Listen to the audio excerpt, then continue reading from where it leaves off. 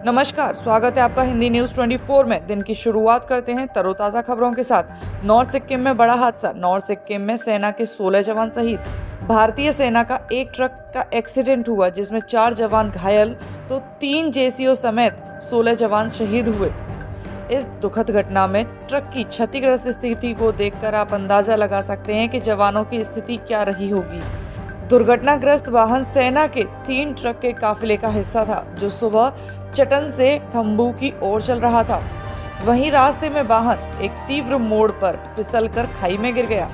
वहीं हादसे के बाद बचाव कार्य तुरंत शुरू किया गया और 4 घायल सैनिकों को हवाई मार्ग से निकाला गया।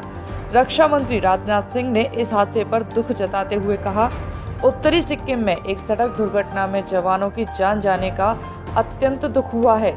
राष्ट्र उनकी सेवा और प्रतिबद्धता के लिए आभारी रहेगा।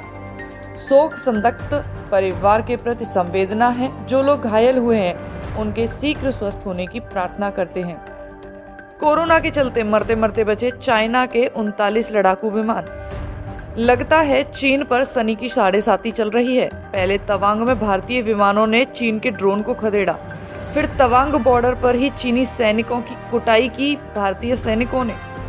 अभी भारतीय वायुसेना का युद्ध अभ्यास से डर ही रहा था चीन कि कोरोना ने गला घोंट रखा है चीन का। राजा जिनपिंग की प्रजा उसके खिलाफ जमकर प्रदर्शन कर रही है, लेकिन ढीठ चीन अपनी हरकतों से बाज नहीं आ रहा। इतनी परेशानियों से घिरा है फिर भी करीब 39 लड़ाकू विमान ताइवान भेज दिए। इससे और कोई फायदा नहीं होने वाला, बस थोड़े समय के लिए दुनिया का ध्यान भटकाना चाहता है चीन।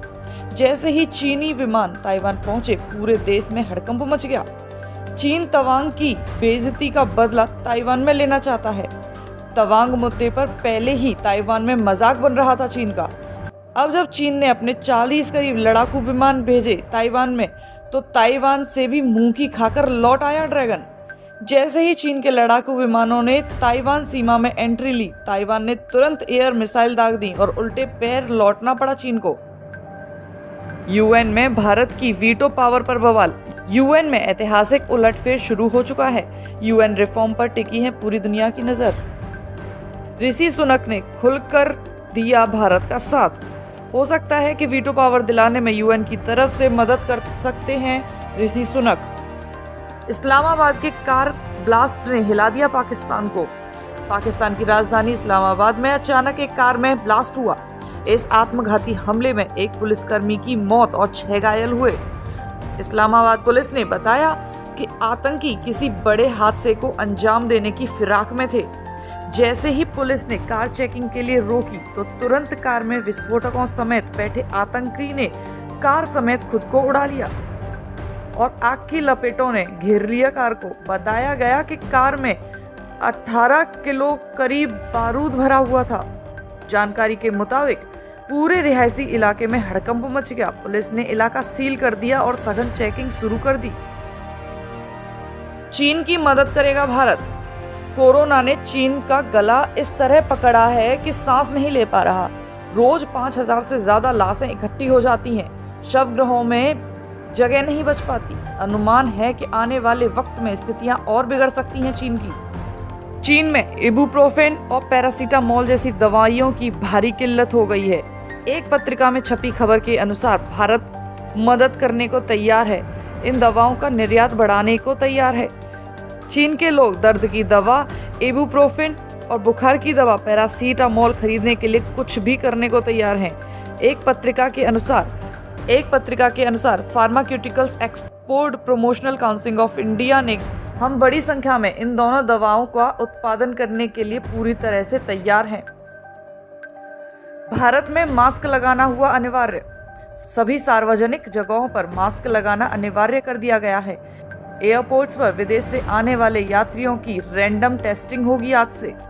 राज्य सरकारों को जागरूकता बढ़ाने की दी जिम्मेदारी। बूस्टर डोज लगवाने वालों की संख्या में बढ़ोतरी। पहले लॉकडाउन में जो कोरोना रूल्स और लॉकडाउन रूल्स बनाए थे, जिसके चलते सभी राज्यों ने केंद्र सरकार पर अर्थव्यवस्था कमजोर करने का आरोप लगाया था। अब सभी राज्यों को अपने हिसाब से नियम बनाने की जिम्मेदारी और निर्देश दिए केंद्र सरकार ने। उदयपुर के कन्हैया लाल हत्या में पाकिस्तान शामिल। उदयपुर के कन्हैया लाल की हत्या की साजिश पाकिस्तान में रची गई थी।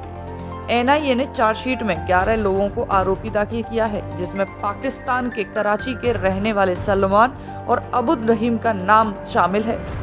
एनआईए की चार्जशीट के अनुसार कन्हैया लाल की हत्या की पूरी साजिश पाकिस्तान में रची गई थी। उदयपुर हत्याकांड की आतंकी घटना देश भर में दहशत फैलाने के लिए की गई थी। अब खबर यूक्रेन रूस के युद्ध से। पुतिन ने यूक्रेन रूस युद्ध पर दिया चौंकाने वाला बयान। रूस के राष्ट्रपति व्लादिमीर पुतिन ने 10 महीने से चल रहे यूक्रेन रूस युद्ध पर चौंकाने वाला बयान दिया है।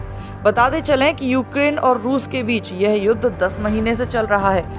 अचानक ही अमेरिका के दौरे से लौटे पुतिन ने युद्ध को खत्म करने के दिए संकेत। पुतिन ने पहली बार यूक्रेन रूस के बीच चल रही लड़ाई को युद्ध कहा, वरना इससे पहले पुतिन इस युद्ध को स्पेशल मिलिट्री ऑपरेशन कहते आए हैं।